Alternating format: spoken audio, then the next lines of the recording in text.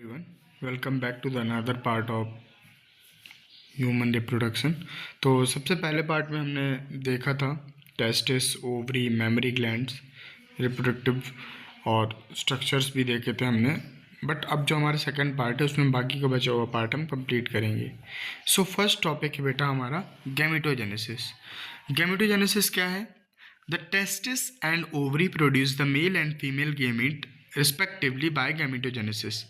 Spermatogenesis in males and oogenesis in females. बेटा gametogenesis जो होता है, जैसे कि आपको यहाँ दिख रहा होगा, गैमेटोजेनेसिस जो होता है, the testis and ovary produce mail.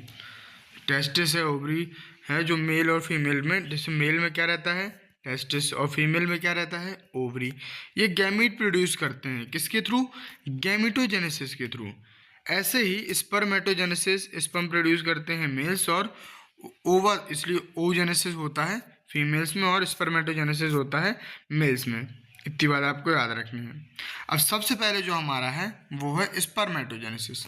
तो स्पर्मेटोजेनेसिस हम देख लेते हैं, काफ़ी इंपॉर्टेंट टॉपिक है, आता भी है बोर्ड्स और नीट दोनों में आता है, इसलिए काफ़ी इंपॉर्टेंट हो जाता है। स्पर्मेटोजेनेसिस, ये तो डायग्राम दिख रहे हैं, ये दोनों ही डायग्राम आपके एनसीईआरटी से लिए हैं मैंने, वहीं से पेस्ट किए हैं, तो वहाँ से आप जाके देख सकते हैं और समझ सकते हैं। वैसे मैं यहाँ पे समझाता हूँ क्या होता है, अच्छे से समझेंगे। तो ये जो डायग्राम है, सबसे पहले इसमें प्रोसेस दी हुई है स्पर्मेटोजेनेसिस। तो स्पर्मेटोजेनेसिस कैसे होता है? सबसे पहले होता है बेटा स्पर्मेटोगोनियम। स्पर्मेटोगोनियम से प्राइमरी स्पर्मेटोसाइट बनता है। स्पर्मेटोसाइट से मियोसिस फर्स्ट होगा, मियोसिस फर्स्ट में इक्वेशनल डिवीजन होता है। देन बेटा जब इक्वेशनल डिवीजन होगा तो सब डिवीजन होंगे, जो इक्वेशनल डिवीजन दोनों के हो उन दोनों के सब डिवीजन होंगे। तब दोनों के सब डिवीजन होंगे तो एक एक स्पर्मेटिड बनेगा। उस सब डिवीजन को हमने क्या बोला? Secondary spermatocyte. जब एक के साथ डिवाइड हुए तो क्या बोला? Primary spermatocyte. और स्पर्मेटोजेनेसिस जब स्टार्ट करते हैं उसको क्या बोलते हैं? स्पर्मेटोगोनियम। और बेटे जब डिफरेंट डिफरेंट टाइप के हमारे शुरू होने लगते हैं, जब डिफरेंट डिफरेंट टाइप के हमारे स्टार्ट होने लगते हैं, उसी को हम क्या बोल देते हैं? स्पर्मेटिड। क्या बोलते हैं? स्पर्मेटिड। अब वो डिफरेंट साइज का रहता है। देखो जैसे यहाँ से हमने पहला वाला जो मियोसिस था हमारा, दो में डिवाइड हुआ। सेकंड वाला जो रहता है उन दो को भी सब डिविजनल किया, तो जो मियोसिस सेकंड है इन दो को बांटेगा, जिसको हमने क्या बोला? स्पर्मेटिड। और यहीं से ही हमारा बनता है बेटा क्या? Mature sperm cell. इससे हमारा क्या बनता है? मैच्योर स्पर्म सेल, जिसको हमने क्या बोला? स्पर्मेटोजेनेसिस। हाँ, अब याद रखेंगे अच्छे से, जो हमारा डायग्राम दिया हुआ है, जो ये वाला डायग्राम है हमारा, ये वाला डायग्राम काफ़ी ज़्यादा इंपॉर्टेंट है हमारे किसके एग्जाम पॉइंट ऑफ व्यू से। तो सबसे पहले देखोगे अगर यहाँ पे आप, तो यहाँ पे हमें दिया हुआ है सबसे पहले स्पर्मेटोजोआ दिया हुआ है, जो बेटा इससे अटैच नहीं होता है। किससे अटैच नहीं होता है? सेटोडी सेल से जो अटैच नहीं होता है उसको क्या कहते हैं? स्पर्मेटोजोआ। और ये क्या है? Secondary spermatocyte. सबसे नीचे वाली लेयर क्या है? Secondary spermatocyte. और जो स्पर्म अटैच रहते हैं सेटोडी सेल से उसको क्या कहते हैं? स्पर्मेटिड्स। और बीच वाली जो लेयर है उसको क्या कहते हैं? Primary spermatocyte. और नॉर्मल जो सेल होते हैं बेटा उनको क्या कहते हैं? Sertoli cell. और जो इंटरसेलुलर सेल से जो अटैच रहते हैं उसको क्या कहते हैं? स्पर्मेटोगोनियम। उनको क्या कहते हैं बेटा? स्पर्मेटोगोनियम। तो ये रहा हमारा डायग्राम एंड उसका ब्रीफिंग।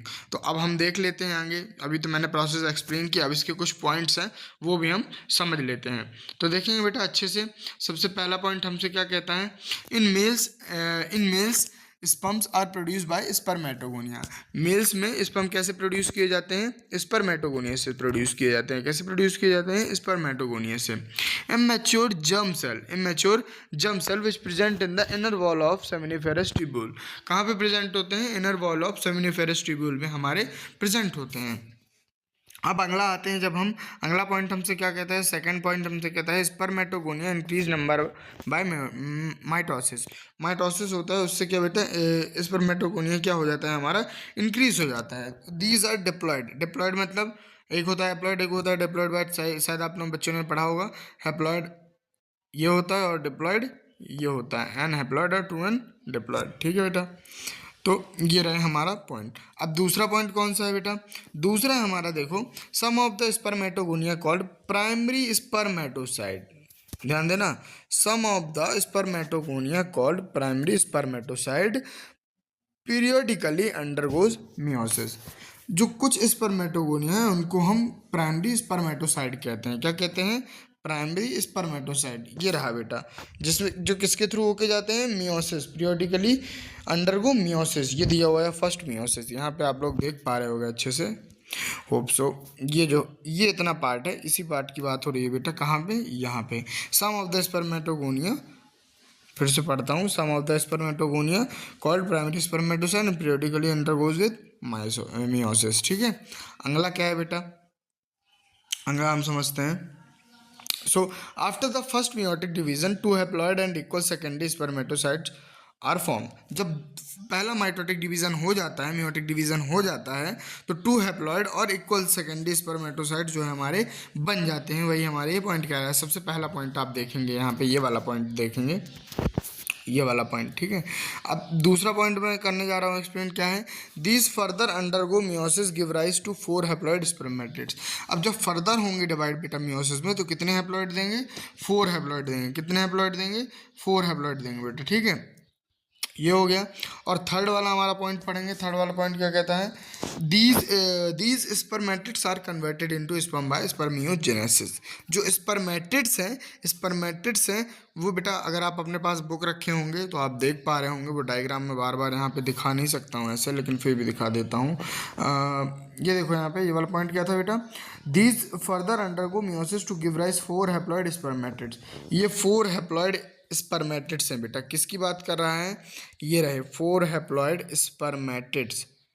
ये रहे बेटा 4 हैप्लॉइड स्पर्मेटिड। ठीक है, ये वाला पॉइंट समझ आया? ये रहा। अब नेक्स्ट क्या है? नेक्स्ट है बेटा हमारा, after the secondary these spermatid are converted sperm by spermiogenesis. और प्रोसेस स्पर्मियोजेनेसिस के द्वारा बेटा, प्रोसेस स्पर्मियोजेनेसिस के द्वारा ये किस स्पर्मेटिड्स जो रहते हैं वो किस में कन्वर्ट हो जाते हैं? स्पर्म में कन्वर्ट हो जाते हैं। किस में कन्वर्ट हो जाते हैं बेटा? स्पर्म में। इतनी बात आप याद रखेंगे। अगला क्या है? इस the sperm head gets embedded in the Sertoli cell. जो सर्टोली सेल होते हैं वो उससे एम्बेडेड हो जाते हैं, मतलब सेमिनिफेरस ट्यूब्यूल से जब बाहर निकल आते हैं हमारे जो सेल्स होते हैं, उन्हीं को हम क्या कह देते हैं? स्पर्मिएशन। उनको हम क्या कह देते हैं बेटा? स्पर्मिएशन। अगला क्या है? अगला है हमारा spermatogenesis start at puberty by action of the gonadotropin releasing hormone means GnH, and which in turn cause release of 2 gonadotropin called luteinizing hormone. क्या बेटा? Luteinizing hormone and follicle stimulating hormone. कौन सा हार्मोन बेटा? Follicle stimulating hormone. अगला क्या है? अगला बोल रहा है हमको LH acts on Leydig cell. LH मतलब ल्यूटेनाइजिंग हार्मोन कहाँ एक्ट करता है? लेडिक सेल में। Cause them to release androgen. क्या रिलीज करने को प्रेरित करता है? Androgen, which stimulate process of spermatogenesis while FSH acts on the cytolysis which help in the spermiogenesis acts as a spermiogenesis। ठीक है बेटा। अब अगला पॉइंट, जब हमने सारी पूरे स्पर्म की बात की ही ली है, तो अब हम स्ट्रक्चर ऑफ स्पर्म क्यों ना समझे। यहाँ पे वेरी वेल डिज़ाइन आपको स्ट्रक्चर दिख रहा होगा स्पर्म का, वो क्या है आप अच्छे से जानेंगे और देखेंगे। मैं कोशिश करता हूँ कि आपको पूरा समझ आ जाए। ठीक है, तो स्ट्रक्चर ऑफ स्पर्म हम देख रहे हैं यहाँ पे। जब हम यहाँ पे स्ट्रक्चर ऑफ स्पर्म अपना देखते हैं बेटा, तो क्या नोटिस करते हैं कि ये कहाँ होता है? सबसे पहला पॉइंट, कहाँ होता है, क्यों होता है और किस लिए होता है? किस लिए होता है? तो पहला, ये कहाँ होता है बेटा? मेल में होता है। किसके लिए इसका फर्दर काम क्या है? रिप्रोडक्शन के लिए। किसके लिए? रिप्रोडक्शन के लिए। और फॉर मेल्स ओनली। किस में रहता है बेटा? फॉर मेल्स में रहता है। ठीक, इतनी बात आपको याद रखना है। अब हम यहाँ से लाइन से समझते हैं कि जो ये है स्ट्रक्चर ऑफ स्पर्म है, जो स्ट्रक्चर ऑफ स्पर्म अब होता क्या है। ठीक है, स्ट्रक्चर ऑफ स्पर्म होता क्या है उसको हम जान लेते हैं, समझ लेते हैं, तो समझेंगे कि what is structure of sperm. ठीक है, ये देखते हैं। सो पहला पॉइंट जो हमको दिया हुआ है बेटा, वेरी फर्स्ट पॉइंट हमको क्या दिया हुआ है? एक्रोजोम, जो इसका हेड पार्ट होता है। हेड पार्ट में कौन कौन से इंक्लूड होते हैं? सबसे पहला तो एक्रोजोम एंड न्यूक्लियस, ये किस में आ जाते हैं? हेड पार्ट में। और जो इसके बीच का पार्ट होता है बेटा, जिसको हम गर्दन कहते हैं, उसी को सेम चीज़ इसमें कहते हैं नेक पार्ट। क्या कहते हैं? नेक पार्ट। और दो ये आपको बेटा सेलुलर टाइप के स्ट्रक्चर दिख रहे होंगे, आई होप आपको विजिबल होंगे, यहाँ पे और यहाँ पे, यहाँ पे और यहाँ पे जो स्ट्रक्चर दिख रहे हैं उसको क्या कहते हैं?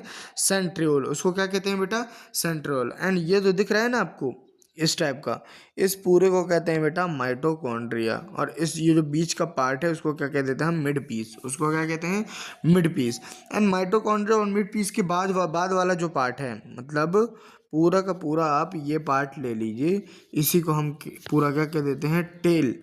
टेल किस में आती है बेटा, क्या कराती है, मूवमेंट कराती है, क्या कराती है, मूवमेंट कराती है, किसका, स्पर्म का मूवमेंट कराती है, ठीक है।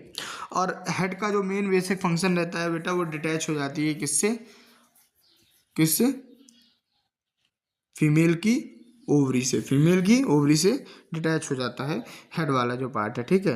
और माइटोकॉन्ड्रिया का मेन फंक्शन क्या है, माइटोकॉन्ड्रिया की अगर मेन फंक्शन की बात करें हम, तो माइटोकॉन्ड्रिया का मेन फंक्शन है वो क्या करता है, एनर्जी प्रोवाइड करता है, एनर्जी प्रोवाइड करता है, ठीक है। तो ये हो गया हमारा सिंगल स्पर्म सेल, ठीक है। अगला हम बढ़ते हैं, जब हम अब जाहिर सी बात है, एक तो आपने डायग्राम में देखा, अब हम ऐसे समझ लेते हैं कि ये क्या क्या साथ लेके चलता है और क्या क्या इसका काम होता है पूरा, ठीक है। सबसे पहला, a mature sperm, mature sperm consist of head, neck, middle piece and tail. जो मैच्योर स्पर्म होता है वो क्या क्या अपने साथ लेके चलता है, सबसे पहला head, then neck, then middle piece and tail, ये चार चीज़ें आपको याद रखनी है। अब पॉइंट में क्या दिया हुआ है, the whole sperm is enclose in plasma membrane. जो हमारा स्पर्म होता है बेटा, वो पूरा स्पर्म किस पे एवेल्युएट करता है, एनक्लोज करता है, प्लाज्मा मेम्ब्रेन पे, किस पे, प्लाज्मा मेम्ब्रेन पे, ओके बेटा। अब अगला जो देखेंगे, the head consist haploid nucleus, क्या करता है बेटा, haploid nucleus and cap like acrosome which contain enzyme that aid to fertilization, जो ऐसे एंजाइम कंटेन करता है जो फर्टिलाइजेशन कराने में हेल्प करते हैं, क्या करते हैं बेटा, हेल्प करते हैं। तीसरा पॉइंट देखेंगे, the middle piece of the container several mitochondria which produce energy for motility of sperm, energy produce करते हैं, मैंने आपको वहाँ भी बताया था। क्या करते हैं बेटा, ये पॉइंट आ गया, मेन पॉइंट है बेटा ये माइटोकॉन्ड्रिया का, कि क्या करते हैं, produce energy for the motility of the sperm, produce energy for the motility of the sperm, ये याद रखेंगे। Sperm release by the seminiferous tubules are transported by the accessory ducts. जो एनर्जी प्रोड्यूस करते हैं बेटा, जो एनर्जी हम produce करते हैं स्पर्म, उनको जो एनर्जी मिलती है वो कहाँ से ही मिलती है बेटा, sperm release by seminiferous tubules, seminiferous tubule से जो है तो स्पर्म निकलते हैं and transported by accessory glands में ट्रांसफ़र किए जाते हैं, ठीक है। और ये वाला जो हमारा पॉइंट था, the middle piece of contain several mitochondria which produce energy motility of sperm, hope so कि आपको समझ आ गया होगा। और लास्ट पॉइंट क्या है, secretion of epididymis, vas deferens seminal vesicle and prostates are essential maturation and motility of sperm, maturation and motility of sperm, ठीक है। तो ये तो रहा बेटा ऑल अबाउट द गैमेटोजेनेसिस, जो कि किसमें होता है, मेल्स में होता है। अब हम समझेंगे गैमेटोजेनेसिस में भी बेटा दो प्रोसेस आती है। सबसे पहले मैं करा देता हूँ आपको रिवाइज थोड़ा सा। गैमेटोजेनेसिस में दो प्रोसेस आती हैं, एक स्पर्मियोजेनेसिस एक oogenesis। स्पर्मियोजेनेसिस जो होती है वो किसमें होती है बेटा, मेल्स में, और सेकेंडली oogenesis जो होती है वो किसमें होती है बेटा, फीमेल्स में। तो अब हमने तो समझ लिया स्पर्मियोजेनेसिस क्या होता है, अब हम समझेंगे oogenesis क्या होता है, व्हाट इज oogenesis, ठीक है। तो oogenesis हम समझते हैं बेटा अच्छी तरीके से क्या होता है। सबसे पहले इसमें देखना है बेटा, वही उसी तरीके का चार्ट हम देख लेते हैं, देन इसके बाद जैसे साइड बाई में हमने उसका डायग्राम देखा था, वैसे ही आपको एनसीईआरटी का डायग्राम यहाँ पे दिया हुआ है, आप देख सकते हो अच्छे से, ठीक है। oogenesis oogoनियम रहता है बेटा इसमें, ठीक है। प्राइमरी oocyte होते हैं, मियोसिस फर्स्ट होगा, तो दो पार्ट में इसको भी डिवाइड करेगा, एक सेकेंडरी oocyte रहता है, एक पोलर बॉडी रहता है जिसका कोई काम नहीं रहता है, साइडवेज बेस में जाती है। जो सेकेंडरी oocyte रहता है वो दो में मियोसिस कराएगा बेटा, इसमें भी एक पोलर बॉडी निकलेगी और एक ओवम निकलेगा। अब जब एक ओवम निकलेगा बेटा, वही ओवम जाके क्या बनता है, मैच्योर एग सेल बनता है। क्या बनता है बेटा, मैच्योर एग सेल बनता है, ठीक है। इतनी बात समझ आई, वही ओवम जाके क्या बनता है, मैच्योर एग सेल बनता है। अब ये जो इतने पार्ट में दिखा रहा हूँ, ये और ये दोनों ही आपके एग्जाम पॉइंट ऑफ व्यू से काफ़ी ज़्यादा इंपॉर्टेंट हो जाते हैं, और ये आते भी हैं कौन से एग्जाम में, 12th और नीट के एग्जाम में आते हैं। अब जो इसका डायग्राम है वो देख लेते हैं, डायग्राम क्या कहता है। सबसे पहला है बेटा, यहाँ पे आप देख पा रहे होगे, आपको होपफुली विजिबल होगा, क्या ये देख सकते हैं आप लोग यहाँ पे कि ये रहा प्राइमरी oocyte, देन सबसे पहले यहाँ से आया प्राइमरी oocyte, ठीक है। देन प्राइमरी फॉलिकल, छोटे छोटे जो दिख रहे हैं उनको प्राइमरी फॉलिकल बोला। और ये जो आउटर लेयर है जहाँ मैं ऐसे अंडरलाइन कर रहा हूँ, ये पूरा क्या है बेटा आपका, ये पूरा हो जाता है ओवरी आपकी। देन यहाँ पे ओवल्यूशन होता है, ये पार्ट जो दिख रहा है ओवल्यूशन।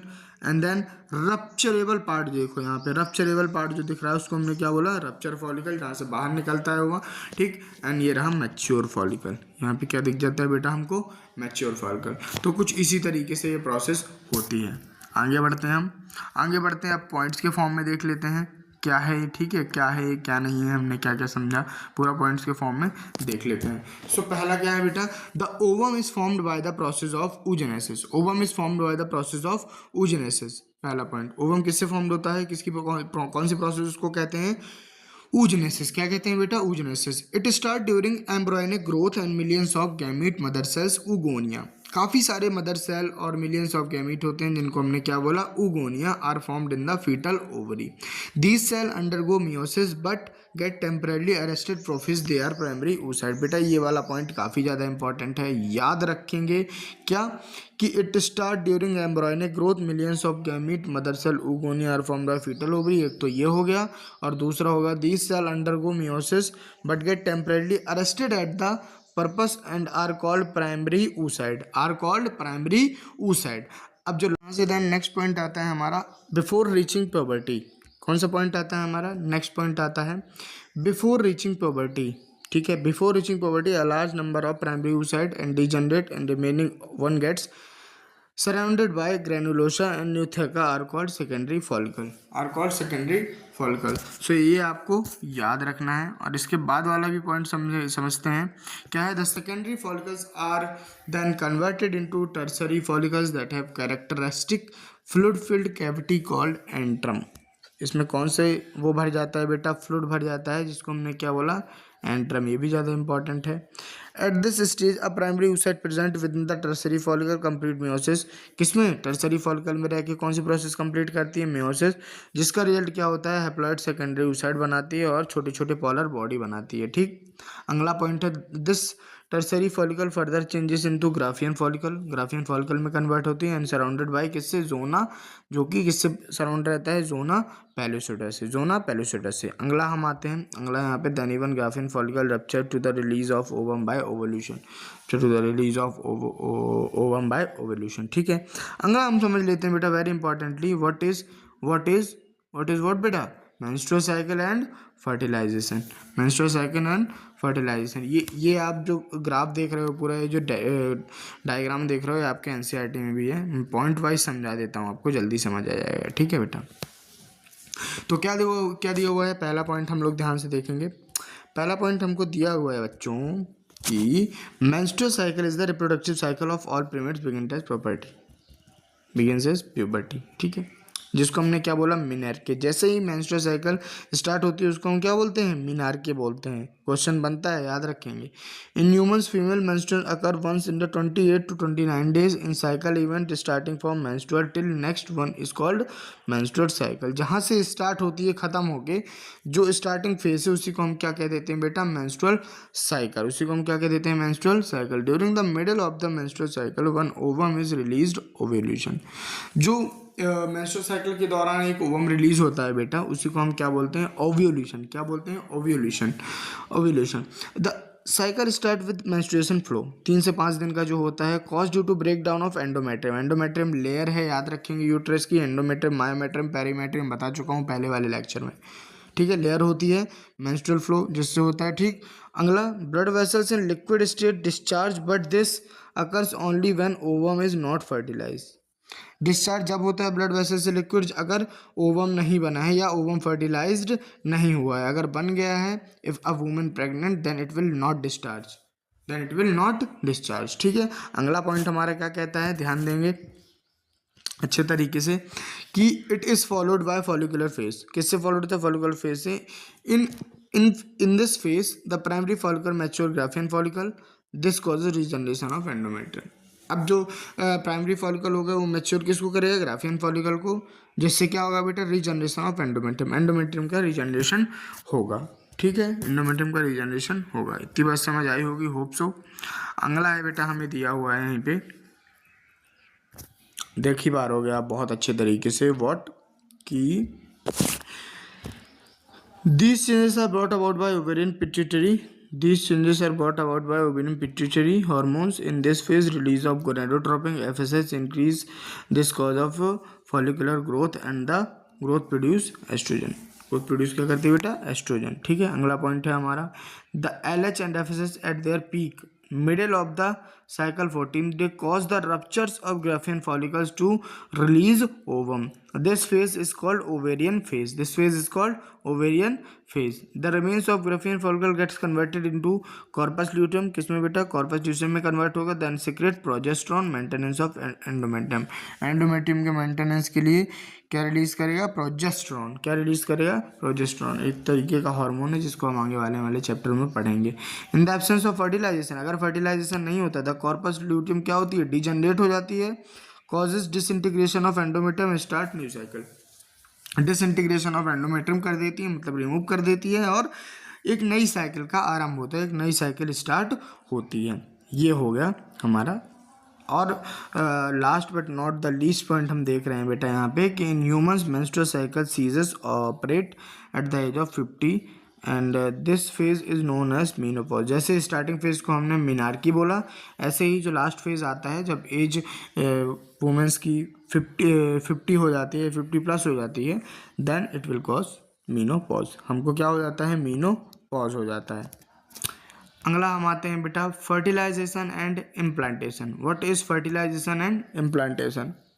तो ड्यूरिंग कोइटस मीन्स during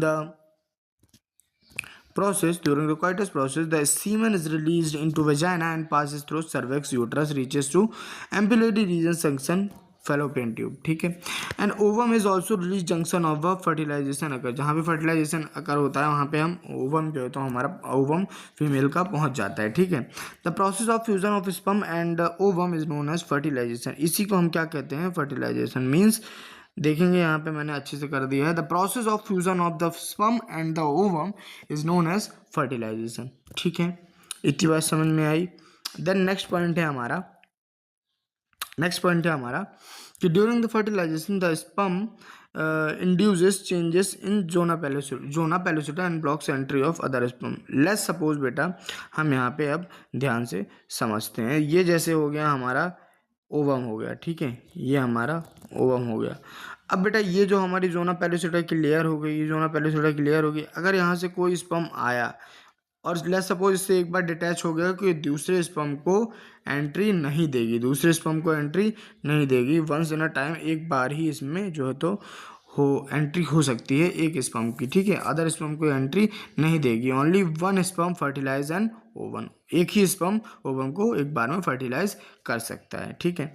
ये ध्यान में रखने वाली बात थी. अब नेक्स्ट पॉइंट हमारा क्या है? नेक्स्ट पॉइंट है the enzymatic secretion of acrosome helps in sperm. जो एंजाइमेटिक सिक्रेशन होते हैं एक्रोसोम में, वही क्या करते हैं? स्पर्म को हेल्प करते हैं. ठीक है. क्या करते हैं? हेल्प करते हैं. ठीक.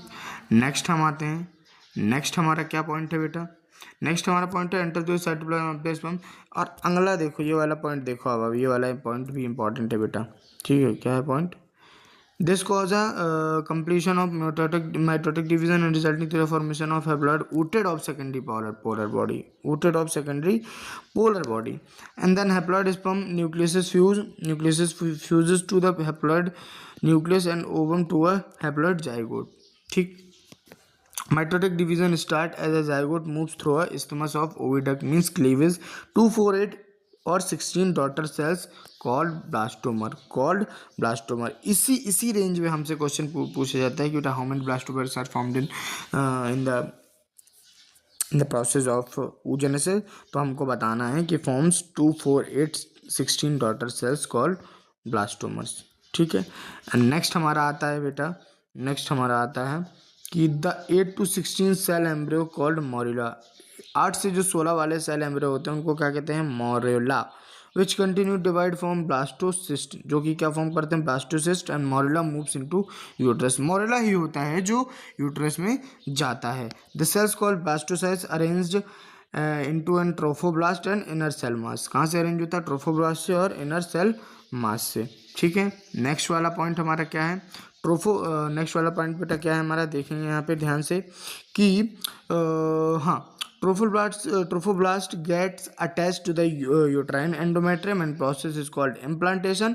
जब ट्रोफोब्लास्ट अटैच हो जाता है यूट्राइन से, एंडोमेट्रियम की लेयर से, ठीक है, एंडोमेट्रियम इनर लेयर होती है बेटा, याद रखना, ठीक है। तो उसको क्या कहते हैं, implantation. This lead to pregnancy. वही किसको लीड करता है बेटा, प्रेगनेंसी को। The inner cell mass gets differentiated in the form of embryo. जो अंदर का सेल मास रहता है वो किसमें डिफ्रेंशिएट हो जाता है, किसके अंदर का, ट्रोफोब्लास्ट के अंदर का। वही आगे जाके क्या बनता है, एम्ब्रियो, एम्ब्रियो से बेबी, बेबी से बेटा, ठीक है। उसके आगे की प्रोसेस क्या होती है बेटा, हमने समझ लिया। हमने क्या क्या समझ लिया, हमने गैमेटोजेनेसिस समझा, ठीक है, हमने स्पर्मियोजेनेसिस समझा, हमने oogenesis समझा। इसमें हमने देखा कि कैसे फॉर्म होता है, कैसे स्पर्म आता है, कैसे ओवम को फर्टिलाइज करता है और फर्टिलाइजेशन किसको कहते हैं। एंड देन हम देखते हैं प्रेगनेंसी क्या होती है, पार्चुरेशन क्या होता है और लैक्टेशन क्या होता है इंपॉर्टेंटली, ठीक है बेटा। ये सारी चीज़ें हम देखते हैं। तो सबसे पहले हम प्रेगनेंसी समझ लेते हैं बेटा क्या होती है। तो देखो यहाँ पे, after implantation trophoblast gets finger like projection called chorionic villi. What बेटा, chorionic villi, surrounded by the uterine tissue and maternal blood. किससे सराउंड होता है, यूट्राइन टिश्यू और मैटरनल ब्लड से। The chorionic villi of the uterine tissue is get integrated by the placenta which help to supplying developing embryo with oxygen and nutrients। किससे embryo supply होता है, oxygen and nutrient से। And it is also involve in removal of waste. ये जो waste remove करते हैं बेटा उसमें भी हमारे काम आता है, उसमें भी हमारे काम आता है, ठीक है।